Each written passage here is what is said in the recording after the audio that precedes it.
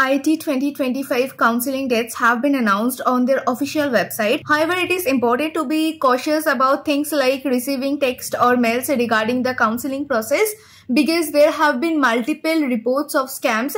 So if you are receiving any kind of mails or text claiming to have important information regarding the counseling process, but you could not find the same on the official website, then do not act on it and be extra careful. As of now, AISA's website has declared about only 4 rounds of counseling, but there will be more rounds of counseling following those. Now, as per the latest notice, the offered candidates can check their details only by logging into the official application portal using the user ID and password, and the candidate can download the offer letter and pay the seat acceptance fees, and the details will be provided by then.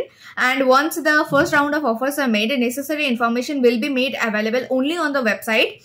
And an important thing is, only the candidates who have uploaded valid class 12th or equivalent mark sheet on the application portal on or before 5 p.m. June 23rd, 2025 will be considered for the counseling. If you have missed this part, then you are already out of the counseling. Another thing is, if you have not uploaded the category certificate, then of course you'll have the counseling part, but that will be based on like you will be considered as a general category student and your counseling will be based on that. So the first round of counseling will open from July 21st, 5 p.m. onwards, and will close by July 26th, 5 p.m. onwards. And then the second counseling will start from August 1st, 5 p.m. and will close by August 5th, 5 p.m.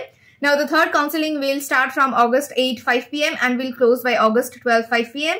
And then the last round, which is actually not the last round, but it is the last round as per the latest notice. So it will open on August 16th, 5 p.m. onwards, and will close by August 19th, 5 p.m. onwards. And last but not the least, be sure to keep checking the official portal for any updates or further rounds of counseling, because anything might change over time. Thank you.